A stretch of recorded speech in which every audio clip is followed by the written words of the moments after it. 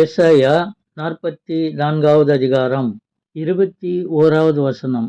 யாக்கோபே, இஸ்ரவேலே, இவைகளை நினை.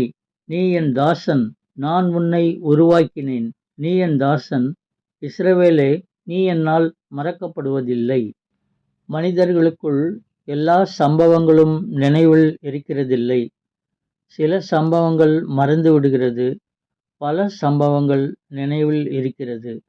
ஆனால் ஆண்டவராகிய இயேசு கிறிஸ்து எப்போதும் நம்மையே நினைத்து கொண்டிருக்கிற கிருபையுள்ள தேவன்.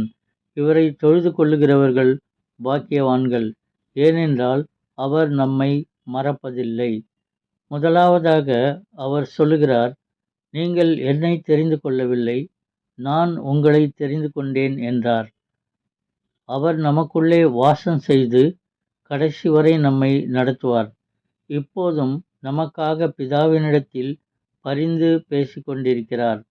நாம் அவரை கூப்பிடுகிற போதெல்லாம் அவர் நம்மை மறக்காமல் நமக்கு பதிலளிப்பார். மனிதர்கள் உங்களை மறந்து விடுகிற காலம்தான் இந்த காலம். ஆனால் இயேசு உங்களை இன்றும் மறவாமல் நினைத்து கொண்டிருக்கிறார் என்பது உங்களுக்கு தெரியுமா? ஆம், உங்களை ரட்சிக்க விரும்புகிறார். நீங்கள் அவரை நம்பினால் அவர் உங்களை சுத்திகரித்து புதிய மனிதனாக மாற்றுவார். நித்திய ஜீவனையும் அளித்து அவரோடு நித்திய காலமாய் வாழும்படி செய்வார். ஜெபம். இயேசுவே, என்னை உம்மிடத்தில் ஒப்பு கொடுக்கிறேன்.